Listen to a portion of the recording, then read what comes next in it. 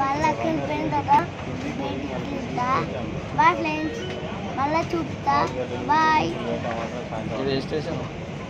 Station అని చెప్పాలా? Station Ameerpet station. Boy friends.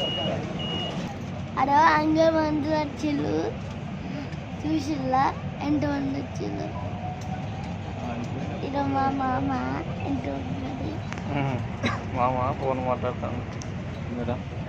నువ్వు మామ అని చెప్పి